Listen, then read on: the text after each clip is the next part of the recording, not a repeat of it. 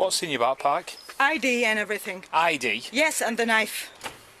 No bombs, no nothing. No It's just bombs. my ID card. ID card? In my mom's ID card. Yeah.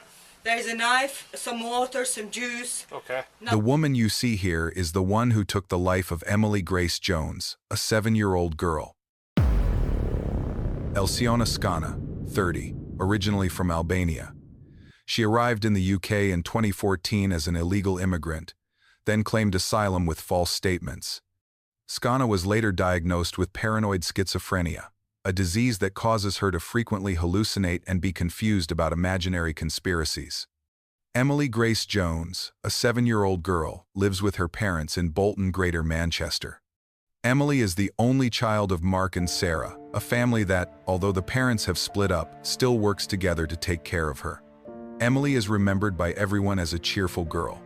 Teachers commented that Emily was bright, creative, often finished her homework faster than her friends, and also had a talent for drawing and writing stories. A peaceful childhood, a bright future, and a seemingly happy Mother's Day, all were taken away in just a few terrifying seconds at Queen's Park. On Sunday, the 22nd of March 2020, coinciding with Mother's Day in the UK, and also the first day the country entered the COVID-19 lockdown, the atmosphere in Queen's Park, Bolton seemed more peaceful than ever. Families went out to breathe some fresh air, children played on the grass, everyone tried to enjoy the last bit of normalcy before the UK closed down due to the pandemic. In that scene, 7-year-old Emily Grace Jones was happily riding a scooter next to her father, Mark. They had arranged to meet Sarah, Emily's mother, who was jogging around the park. It was supposed to be a warm afternoon, full of family love. Her father watched from afar, encouraging her to speed up, while Emily laughed loudly on the cobblestone path, her hair flying in the spring breeze.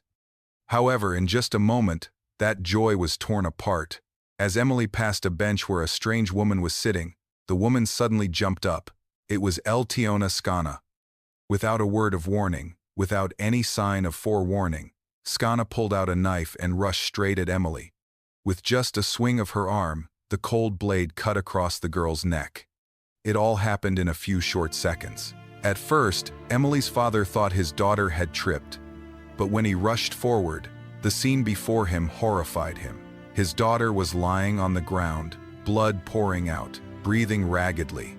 He hugged Emily, trembling and pleading, "Stay with me, Emily, don't leave me." All around, panic broke out. People walking in the park screamed. Some called 999. Others tried to help cover the wound. A brave man chased Scana, restraining her until the police arrived. But for Emily, all efforts were too late. Emergency services rushed her to Salford Royal Hospital. Doctors fought every second, from CPR to emergency blood transfusion. But at 15:56, they had to declare Emily dead. A Mother's Day that should have been filled with love turned into a bloody memory, leaving a wound that would never heal in the hearts of her parents and the community. Immediately after the attack, Elciona Scana did not have time to leave the park. A brave man chased and restrained her, then handed her over to the police who were present at the scene. When she was arrested, Scana appeared coldly calm. Initially, she did not cooperate, only saying curtly, "Yes, I stabbed a little girl." Right, the time now is 14:45. At this moment in time, you're under arrest on suspicion of attempted murder. You do not have to say anything, but it may be defensive. You do not mention something when questioned that you later rely on in court, and if you do so, may be given evidence. Okay? Your arrest is necessary to protect vulnerable people and to ensure a prompt and effective investigation to this offence. Yeah. Okay? What's your name? Elciona Scana. Elciona Scana. Okay. Where do you live? An urgent investigation was launched. Within 24 hours, police had assembled a chilling picture. CCTV and witness testimony showed that Scana had purchased a box cutter just days before the attack. She admitted to doctors that she had bought the knives with the intention of killing someone. This proved that the incident was not a spontaneous act, but was premeditated. During a mental health check, Scana was confirmed to have paranoid schizophrenia. Her medical records showed that she had been treated in a psychiatric hospital several times and was prescribed injectable antipsychotics to control her hallucinations and delusions.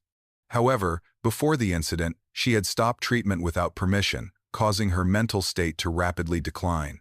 Police also discovered that Skana had a troubled past. In 2017, she had attacked an 1-year-old girl for no reason on the street.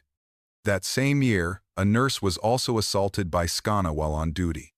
Both incidents showed that she had a tendency to be violent towards strangers, but the health system only detained her for a short time before releasing her back into the community. With the data collected, the picture is clear. Skana was not a normal woman in a temporary crisis. She was an individual with a serious mental illness who repeatedly displayed dangerous behavior, but was not closely monitored.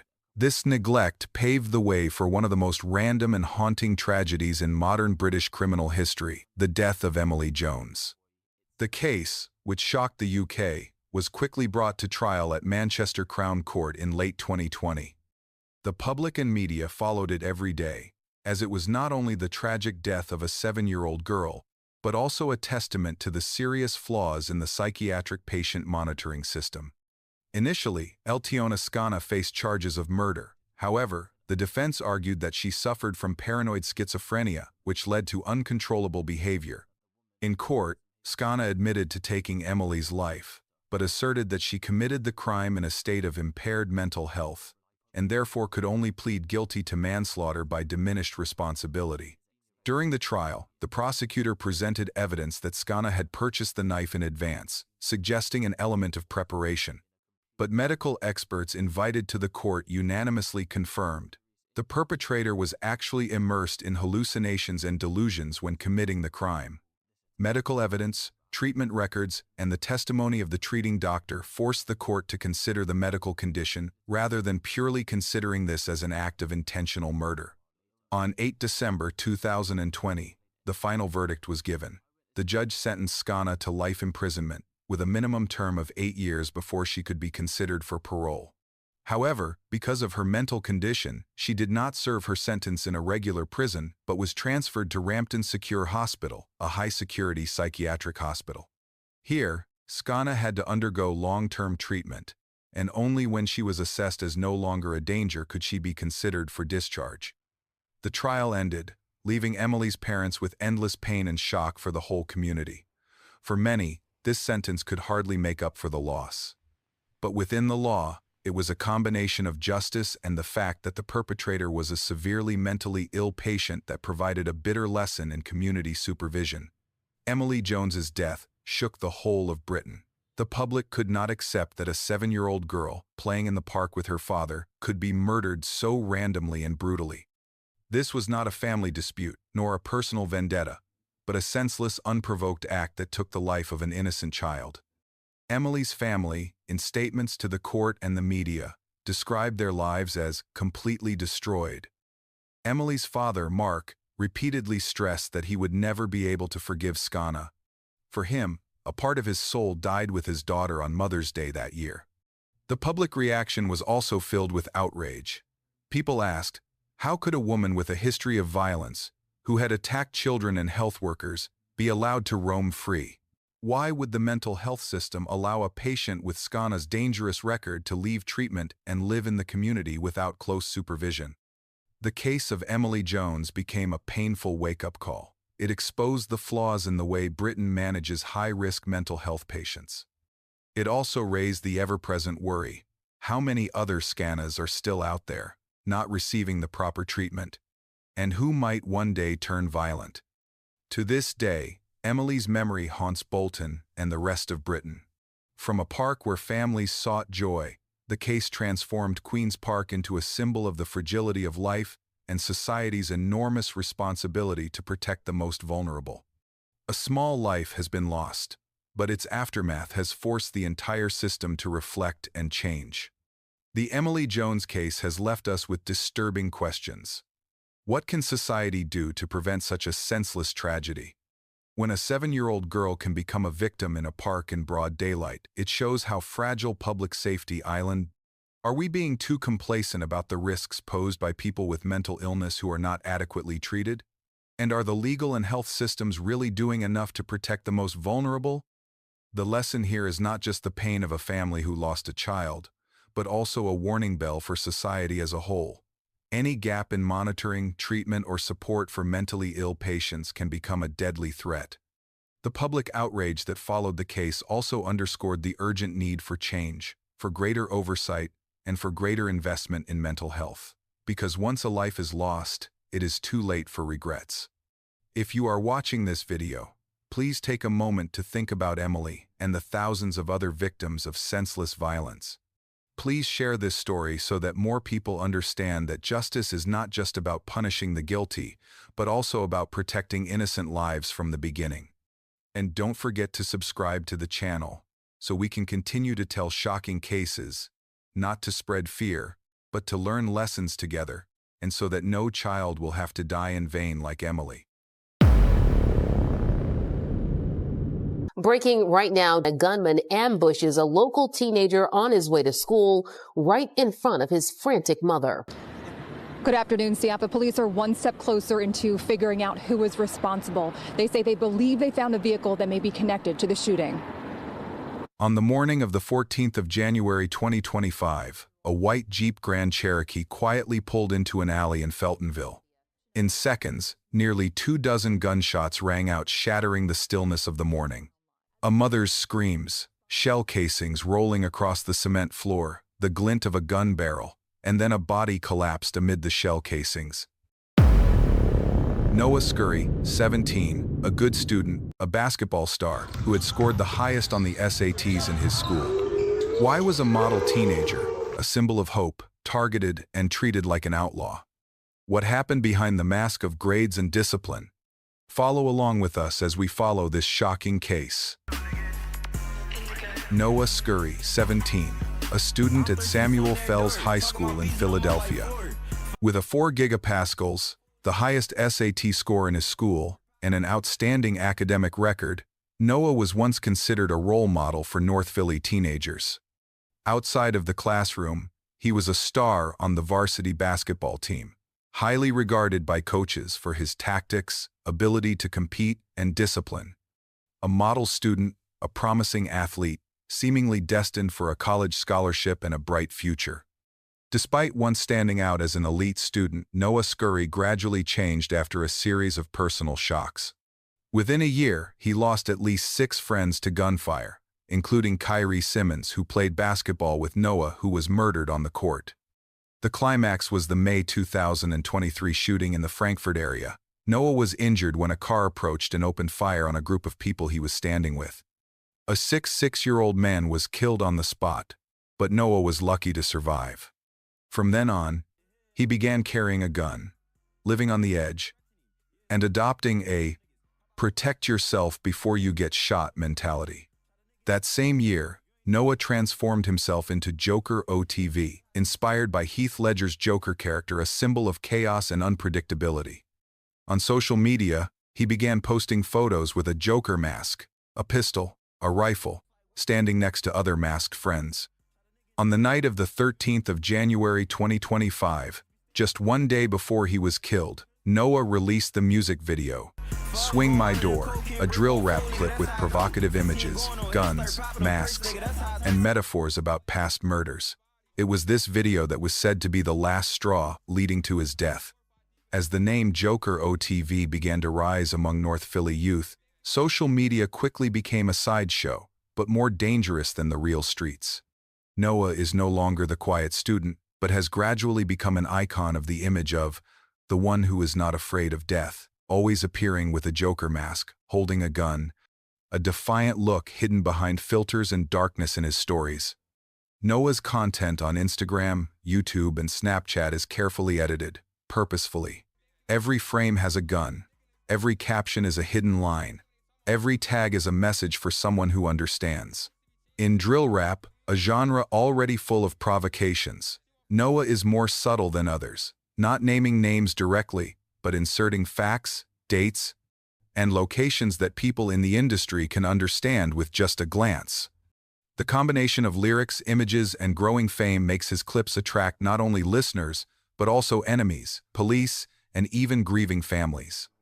Some clips are reshared with comments like, "He's showing off, and he knows he's being watched."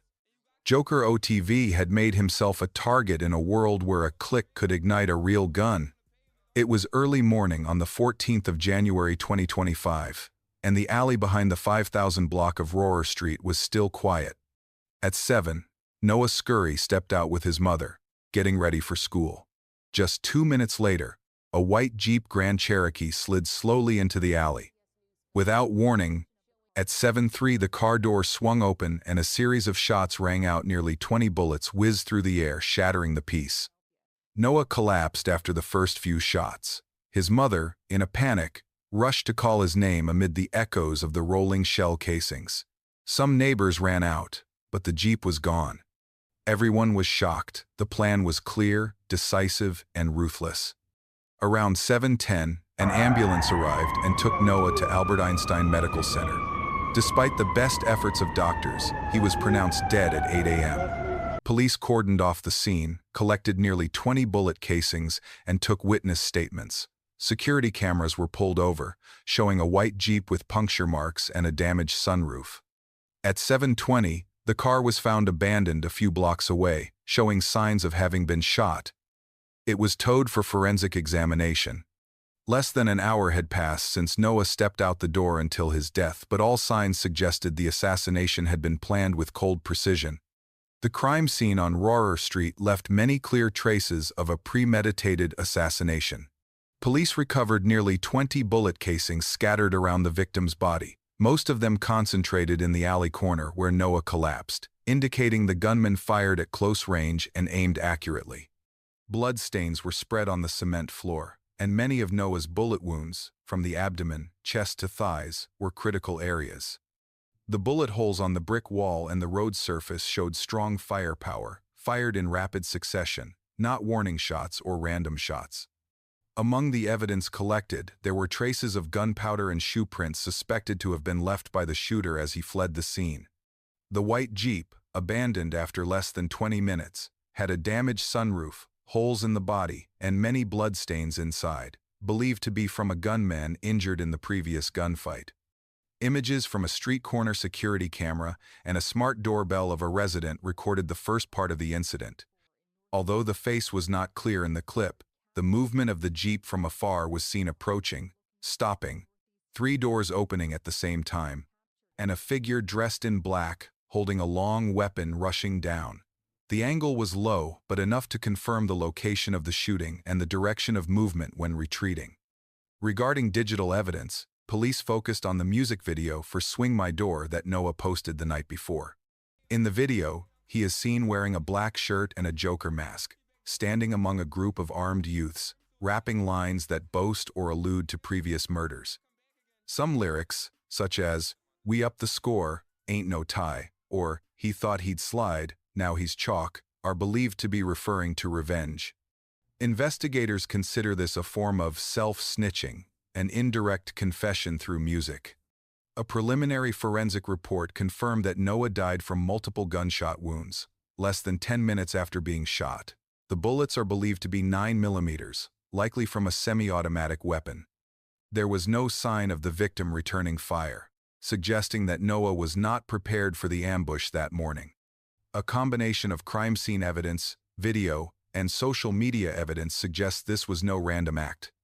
It was a deliberate, well-intentioned killing, carried out with the precision of an experienced professional. Immediately after the shooting, Philadelphia police launched an urgent investigation, focusing on the possibility that it was a revenge killing in a gang conflict. Suspicion quickly centered on the Fast Break Gang, a rival gang of the Pavement Boys, with which Noah Scurry is said to have had close ties. Although no official suspect was named, social media rumors spread quickly. Rapper Gilly the Kid, father of Devin Y&G Cheese Spady, who was murdered in July 2023, said in an interview that police had privately told him that Noah was the prime suspect in his son's death. This statement was not part of the public investigation, but it helped shape public opinion that Noah's death was a deliberate act of revenge. A notable clue was the white Jeep left a few blocks away from the scene, with puncture marks, broken glass, and blood on the inside. This was the main lead for DNA and biological evidence, but there was no official report on the owner's identity or other identifying evidence available. Investigators also reviewed security cameras, private messages, and social media posts related to the Swing My Door music video. One Instagram post, believed to be by Gilly the Kid, read, "Get your rest, Cheese, that boy gas now," implying that Noah was executed in revenge for Cheese. However, this post has not been verified and cannot be used as direct evidence in court. The biggest weakness in the investigation was the lack of witnesses willing to come forward. The shooting happened quickly, the gunmen were masked, and the local community tends to be silent in dealing with this type of case. In addition, the testimony from Noah's family did not mention any direct threats beforehand, making it even more difficult to determine a specific motive. As of now, no arrest warrant has been issued publicly, and police still claim the case is an active investigation. Meanwhile, social media and public opinion in North Philly have almost reached their own verdict. Noah was killed to pay for the past he built under the name Joker, OTV. To date, the murder of Noah Scurry has not yet had a formal trial, and no one has been publicly charged. Although police have confirmed that this was a premeditated murder, the case remains under an open investigation, with many leads still unclear and insufficient legal grounds to prosecute any suspects. If brought to trial, potential charges that prosecutors could target include first-degree murder, because there is evidence of planning and ambush; conspiracy to commit murder, if there is evidence of group coordination; use of a firearm in the commission of a felony; organized gang activity, if it is proven that the motive was revenge from the conflict between Pavement Boys and Fast Break. However, the prosecution is currently facing major obstacles from both sides. The prosecution has no direct witnesses or convincing testimony. Security cameras do not show faces, the perpetrator is wearing a mask, and no weapons were seized at the scene. Social media posts, while suggestive, are not yet strong enough to be used as evidence for a murder conviction. Noah's family has yet to make a clear public statement regarding the investigation or the suspects. Meanwhile, Y&G Cheese's family, especially his father, rapper Gilly the Kid, has been the most vocal in their claims that their son was murdered and Noah is the suspect, even though police have not confirmed that in any official records. While waiting for the justice system to speak, Noah Scurry's case remains in a gray area between the law and the street, where justice sometimes comes late or never. Noah Scurry's death left a heavy void at Samuel Fells High School, where teachers once considered him a role model.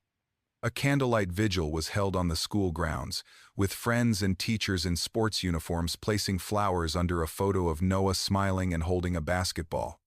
But the grief was quickly torn by the messy truth behind it. When the identity of Joker OTV was revealed, public opinion was divided. Some mourned a talented teenager born into adversity and not protected by the system in time. But others called Noah a murderer who was killed before he could go to court, saying this is the consequence of the lifestyle he chose. That polarization clearly reflects the contradiction between the image of a model student and the person behind the drill rap mask, between the school brochure and the unspoken rules of the street. This case is not just about a teenager being shot to death, but a warning to the whole society. Drill rap, if left unchecked, can become a tool to incite revenge. Guns, in the hands of teenagers, turn conflict into bloodshed in an instant. And social media, when it becomes a celebrity arena, turns videos into public declarations of war.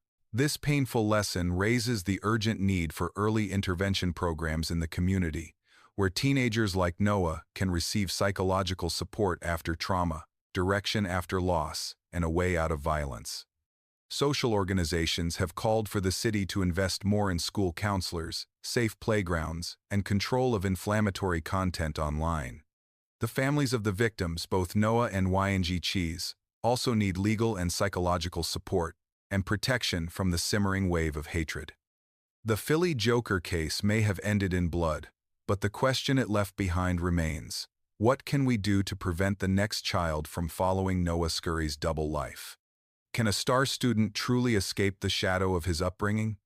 And if even model children are not safe, is the fault individual, or the fault of a system that allows them to grow up surrounded by guns and silence?